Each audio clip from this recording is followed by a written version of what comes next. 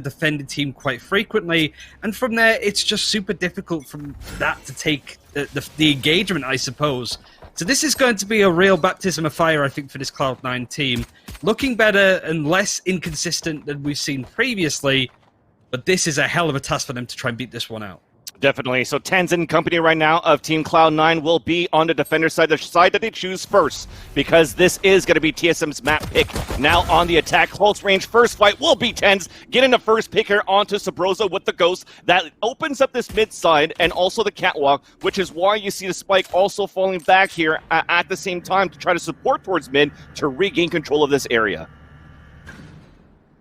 The door's closing, so Cloud9 are a little bit hesitant, I suppose, when it comes to this A Executor. It's going to be a bit of a peak though, but Relic's losing the battle in mid is kind of big. It even forces the Sage Wall out very early, which in a pistol round is super expensive. It's like buying a new iPhone with how much money it can sort of take up.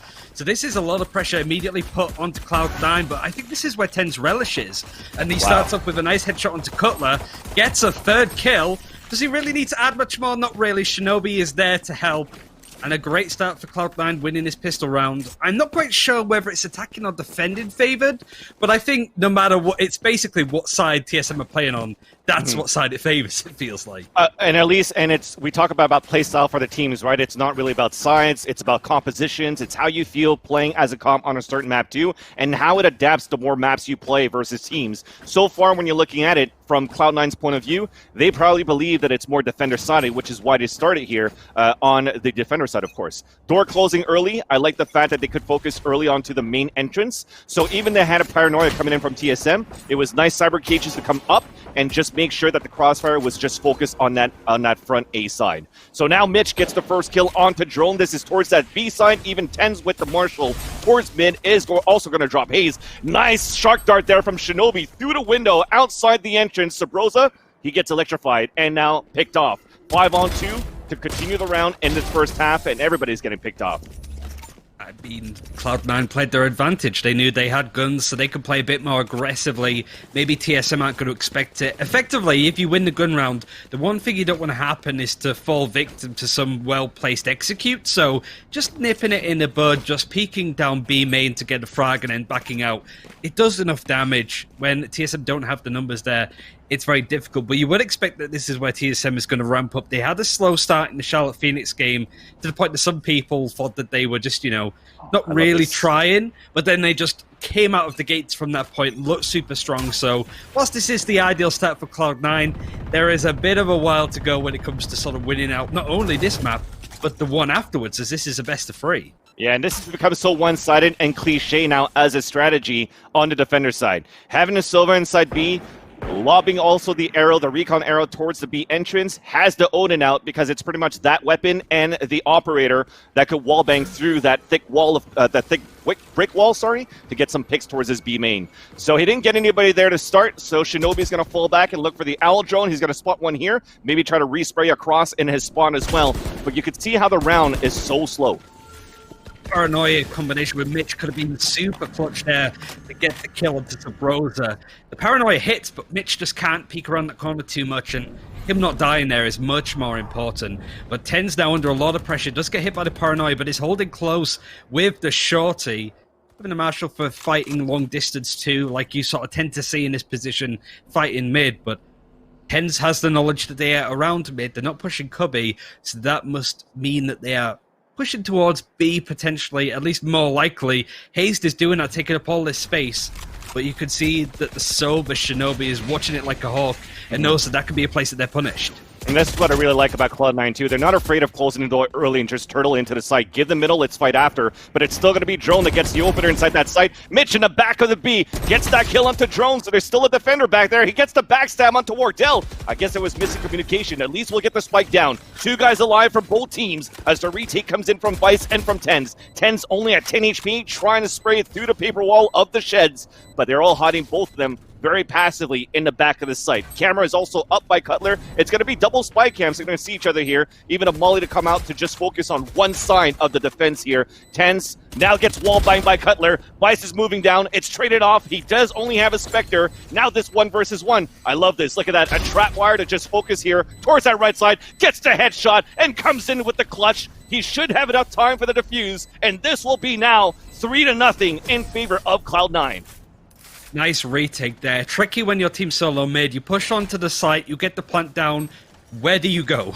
It really forced them to sort of back up into the boat room. And from there, Cloud9 could just slowly but surely take the space away from them. It was a bit of an odd play where there was 2 players left on TSM. I think it would have been Subrosa that just sort of ran into no man's land, which made it a super easy first kill for Vice at least. And then in that 1v1, he places down the tripwire. It actually catches off Wardell completely, and it was an easy defuse from there. So this is a great start from Cloud9. They're looking really decent here, and they just want to see if that continues, because that's been Cloud9's problem. We know that the talent's there, but it's not showing up consistently. Mitch being one of those players I think gets a lot of the flack, and he starts off great with a double kill, and TSM not really going to have much when it comes to guns. Going to have to give up this round 2, you bet.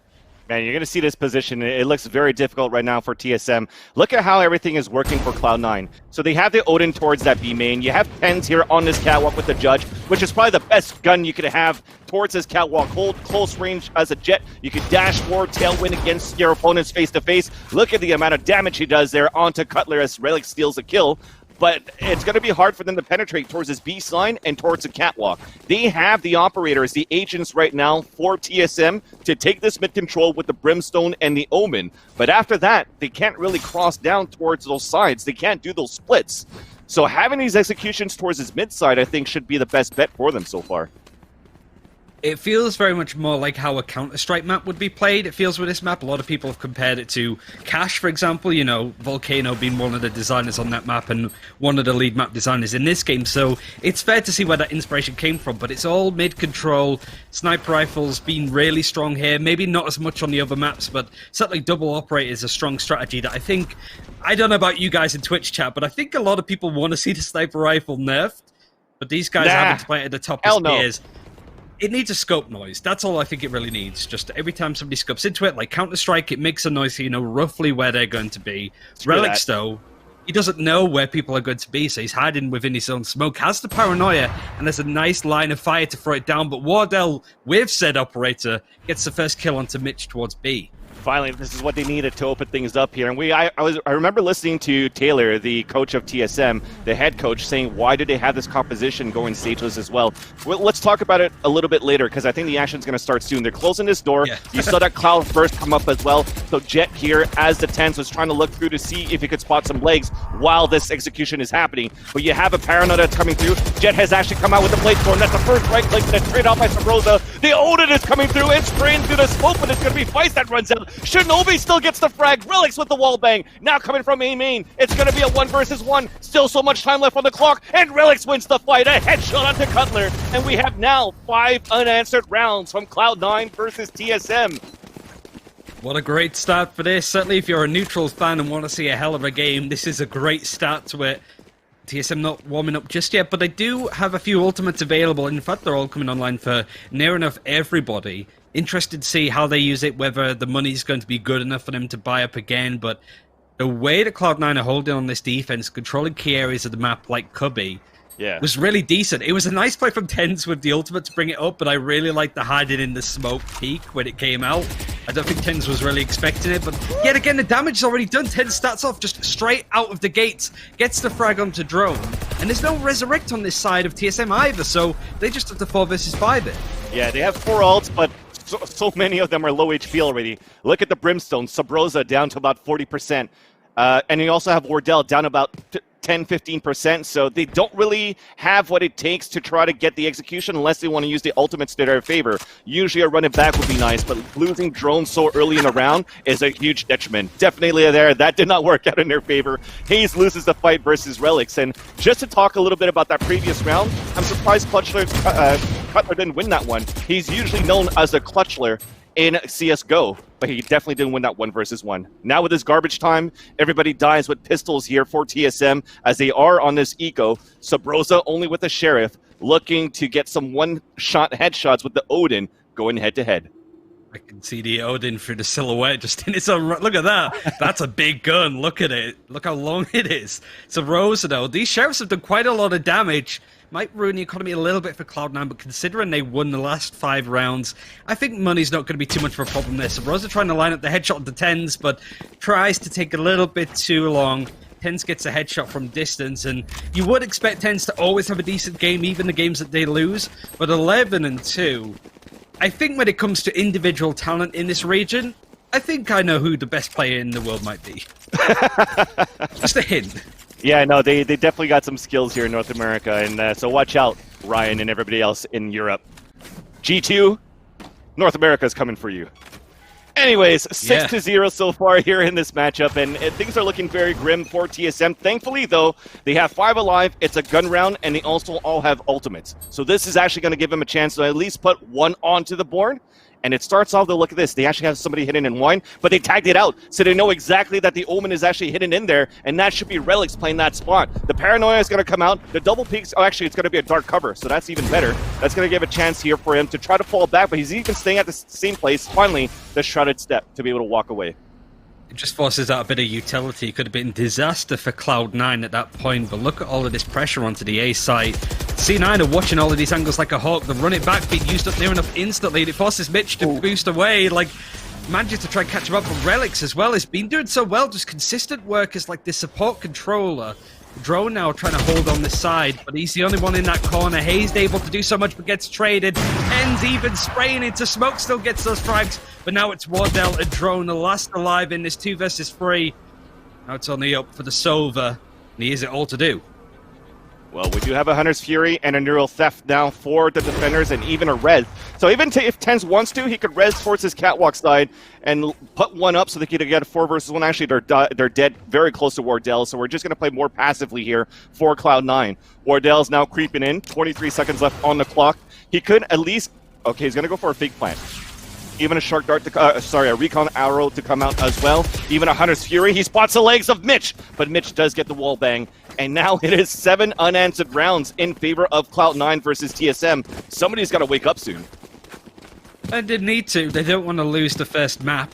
It'd be great to go down to all the 3 maps at least, but this isn't ideal for TSM. They need to sort of wake up a little bit, but everybody on Cloud9 seems to be pulling their weight. Relics is the other fully signed player in this roster alongside Tens. Yeah.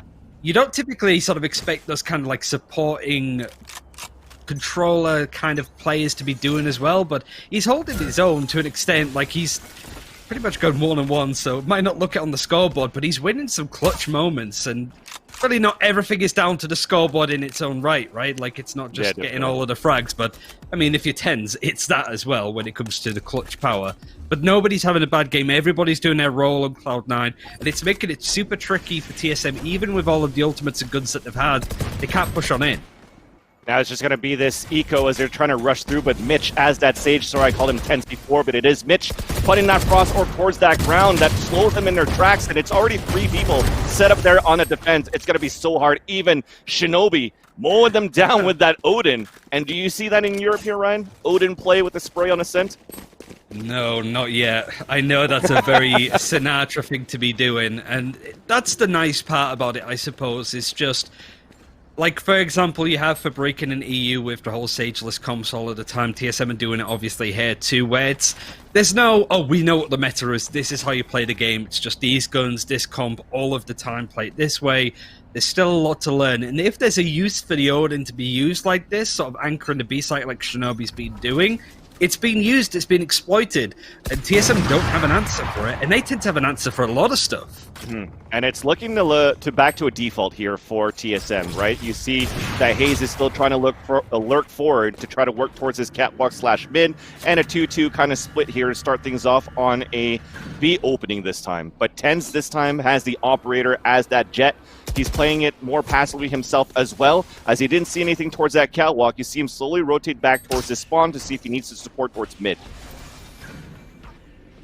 Right now, it seems that the spike's going to get cargoed towards mid. Dropped off again, yet again by Subrosa.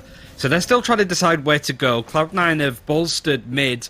They're playing it very far back. They're playing it very passively. They have the resurrect, so if somebody dies a bit too close to where TSM are placed, they can't get that resurrect. So if somebody dies like in the placement, I suppose, where Relics is now, it's not too much of a problem. They can take this passively, they're wasting a lot of time. Relics is teleported over to B to see if that's where the execute's coming in. They only spot the Phoenix, so they don't have much information when it comes to what site's going to be hit. This is looking decent for TSM, but they're looking really indecisive when it comes to how they want to play this. Yeah, because of the information, and he saw Drone. Drone got the kill. They said, look, they probably think it's only one person towards B with Drone playing the lurk. Let's actually go back and execute towards B. So Sobroza's already throwing the smoke. He's also going for the orbital strike here for the team to move forward inside the site. But there's only 12 seconds left on the clock. Shinobi gets killed while he's paranoid, and Mitch is now inside that site. There's no time left on that clock. He kills the spike here. Relics with the last kill onto Sobroza. A two-man hold. So fully denied here for Cloud9 against TSM, and it's now 9-0. Who would have thought so far here in this matchup, best out of 3, TSM versus Cloud9, that on TSM's map pick, it's 9-0 for Cloud9 right now? There's only 4 words that I can say about this. Is it 4 Together words? are terrific. No, I was going to say, haha, Odin go brr. That's really it. Like, Shinobi has just found so much use with this gun. Sinatra's probably watching this game. He's playing a lot later on thinking, what have I created? What have I done? Like, it's such a strong strategy, right? Because that door is so wall bangable that if anybody tries to push onto the B site, they're just going to get sprayed down. They're going to take some form of damage. Which works, I suppose, with how Cloud9 are playing this defense, because he are stacking more towards the A site. Tens almost gets caught out, dashing into the door frame. Nice bonk on the noggin for him. But this is comfortable. This B site isn't really being exploited. A drone's been lurking over there for the last few rounds now, but he just can't get anything done. Yeah, they need to, right? They need to set a presence somewhere so that Cloud9 doesn't go for any aggressive pushes or any stacks anywhere either. So they have to keep him honest on the position, so it's totally fine. I think when it comes down to who can you break down, that's the question. Relics. Yeah, he's walking through this dark cover. He does get the headshot onto Sobroza, and his teammates are too far behind. I mean, Hayes was there, but it's dark covered, so he couldn't really run in. Or sorry, it's Wardell that was there, but he has a spike. And now he even loses a spike from a 1-versus-1 battle there to Relics. I don't know what these guys have eaten for breakfast, but it's just... Let's not get on that topic again. Let's not go back onto the weenies again, please. But it's just like every fight the TSM find themselves in, just like a 1v1 engagement. They look like days in the head, like, huh? What? There's somebody in the smoke? And then they just die. Relics has just been winning a lot of these engagements. There's another one. It's a headshot. It's through the wall. His placement's good. Hayes wasn't expecting it. This is uncharacteristically awful from Team SoloMid. And Cloud9, it's like... we mentioned Space Jam yesterday. It's the whole basketball taking the talent scene. It's like they look like two separate teams, like they've flipped sides. And this is what I love to see, actually. I love to see this, actually. This becomes like a good storyline for Cloud9, too. And I saw that Jack was in the chat, too. Maybe Jack is trying to sign the other 3 guys. What do you think? It's tricky because this is the problem, right, for Cloud9, where it's kind of like we need to make sure that we sign our perfect team. Not for right now. These tournaments are important, but it's about a year's time, 2 years' time. We want to keep Tens and the best players surrounding Tens for the next 5 years when there's like a Valorant League or whatever the hell happens next. That's the end game. Right, so they don't have these players signed. They need to make sure that they have the best players that they can possibly get. Meanwhile, TSM are very happy with their lineup, so they're just getting better and better, right? So it's a bit of a problem. And this is the first time that Team SoloMid have come in guns blazing, but yet again, Tens is going to be the response. Yeah, I thought Vice was going to get more than one because that molly went deep down towards Hell, but he actually didn't get burnt, so he was going to be able to backstab a lot. But to sum it up, we have a 2-versus-2. The spike's still inside that site, and there's only one holding towards that top. And it's going to be Shinobi with that Odin, a cyber cage that's going to make some noise. Cutler's going to bang him through the cyber cage and get the headshot. 2-versus-1. We're finally going to see the first point, maybe on the scoreboard. A self-heal coming in for Mitch. The spike is now planted. Shark Dart coming through, down to 24. He does have a wall on top of that, too. A recon arrow to come out. He's going to wall towards that front. 1-versus-1 towards that hell side, and Cutler finally wins it here for 3K into this round. Rip the 13-0 dream, and TSM puts one on the board. I know it sounds ridiculous, but Cloud9 needs to be like, okay, let's not throw this one, guys, because I can still see Team SoloMid coming back here, especially when they switch sides. Maybe Cloud9 just have a really tricky time on attack. We don't know that. Like, I think of all of the maps on Split that I've seen where it's like 12-0 and a half, and then it goes into overtime when they switch sides, right? So I don't think this is, you know, done and dusted for Cloud9 yet. They are playing against one of the better teams in the world, but that was the only real flash that we saw. Look at the scoreboard, though. Yeah. 10-1, like that straight from Cloud9. Looks good, and it's in the blue color too. Relics, though, making it look like 11-1 for this half. Yeah, Hayes to fall early here, so that's one less smoker for the agents, but at least Sabrosa ties it up in the situation. No res up there for Mitch either. And Shinobi continues his work with this Odin. Not even watching B-side, goes towards mid, gets the headshot onto Sabrosa too, then anchors back towards his site. So now everybody from TSM will have to regroup towards mid and try to regain that control. They have to make a decision. A lot of teams falter at this point as we get later on into the round, 40 seconds in or so. But look how much it's opening up on the A site. They can just go to Cubby and it's free, and they're going to have drone using to run it back. And I don't think anybody on C9 hears the movement. So they're just paroling around, maybe now spotting it. It's going to be Tens that has to be sort of first contact there or wait for his team lineup. Vice is going to catch Drone lurking, but Drone yet again is like, huh? What? I didn't expect somebody to be there, and gets caught out completely. Cloud9 are on the prowl. That's right, and Tens is already close. Running through the smoke, he does get the wall bang onto Wardell, leaving only one player remaining. It's going to be Cutler, and he is stopped with not a single kill. And that is going to be the defuse coming in for Tens. The key player right now for Cloud9 at 18-5-3, followed by Mitch at 12-6. But overall, the half is 11-1. Everybody's been kicked out of the game. It's just Tens versus Cutler, but I mean, the top Clutchler. fraggers from both the sides. Clutchler, not so much.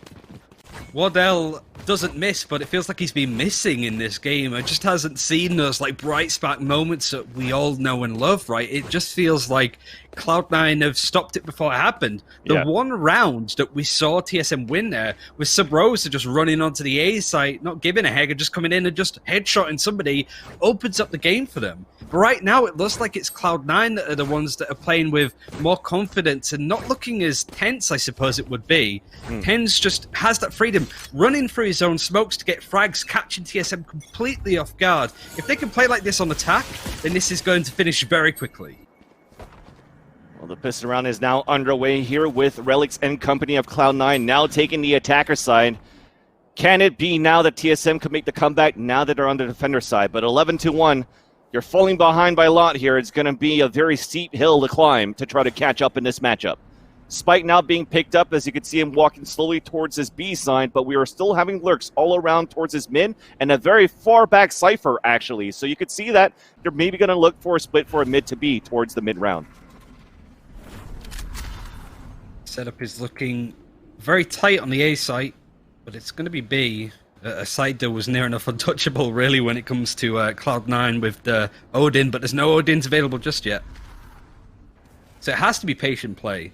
Yeah. Like Mitch, the fact that he looks like he's going to be entry fragging on the Sage is a bit puzzling, but TSM just want to buy some time, you know, have Shinobi make a lot of ruckus on A, like, hey guys, we're going over to A, I'm going to shoot this door, I'm going to throw my arrows out, we're over here guys, look at me, and then they move on to B with the rotate coming in, but look at this, like Cloud9 aren't moving, they know that this spot is looking likely, they throw out a bit of utility to stall it even more, and now all that time that TSM have had available to them is starting to burn down, and they have to just get onto the site now. Yeah, but like a Shinobi's position, he gets the headshot onto Hayes, and he catches her with inside the site that have to hold it down. It's going to be Drone and Cutler. First one to fall is a Spike. There's only 7 seconds left. Cutler has to stay alive here, but unfortunately Tens pushes in and kills him. Now the Spike will get planted. It's going to be now a 3 versus 1. Sabrosa moving in towards B main. First one spotted. Tens now on the staircase of the shed. Another one towards the market, and that is going to be Relics breaking the door open. But now with Sabrosa at 9 HP, going to be pretty much impossible. Being spammed all the way here because of this Ghost all the time. Gets tagged on top of that too. It is going to be, no matter what at this point, map situation, map point for Cloud9 as Sabrosa is moving through, but the dream is pretty much not there. Yes, he gets the kill onto Shinobi, but they're already set up for a trade. I was thinking it was going to happen, and then never mind, and this might just be a bit of a throwaway map for TSM. I don't think they're going to be two-faced. It's like, oh god, that was bad, but I can imagine their play onto Bind and Haven, which are going to be the next maps upcoming in this best of 3. No split, which is a shame, because I was enjoying casting all the split yesterday, 3 times in a row. Why does it sounds amazing, right? Yeah, guys? we got 2 out of 3. Oh, like, why just split, man? Like, we don't see it an awful lot, but TSM look good there. I imagine their Bind and Haven is going to be up to par 2. So if you're TSM, you're bound to lose in map, it feels at this point, but I don't think you're going to be too worried. There's a bigger game happening here. But if they could bring it back on Ascent, that would be something else. For sure. And now it's going to be a nice shot from Hayes, actually, on it to Relics towards his mid side, so he decided to push through his own dark cover. And now we have Jet coming in with the Judge Jetty, getting the headshot onto Sabrosa, trying to clear out the site. Wardell still holding by the sliding door, breaks the camera, so his position's given away, and Mitch wins that fight against him. So now, a 4 versus 3, with the spike about to go down, and they have nothing to work with. Tens with the headshot, jumping Judge in the face of Hayes. It's pretty much looking to be here a 13-1 as he continues for 4K for Tens to seal the deal. Cloud9 dominates TSM on this first map of Ascent. I mean, people are going to look back at this and go, it was another 10 show he carried, but honestly, I hear all of the complaints from Cloud9's roster. That is a solid team lineup. 24 frags for 10s, but Mitch, Shinobi, Relics, all pulling their part. Relics only got 11 frags, but every single one of those frags that came in was so impactful, so important. Every clutch, and it was just... I mean, see Wardell on 9 frags and 30, it just, is my screen working, Vansilli? That just doesn't look right. Like, it just felt that every single 1v1 engagement TSM found themselves in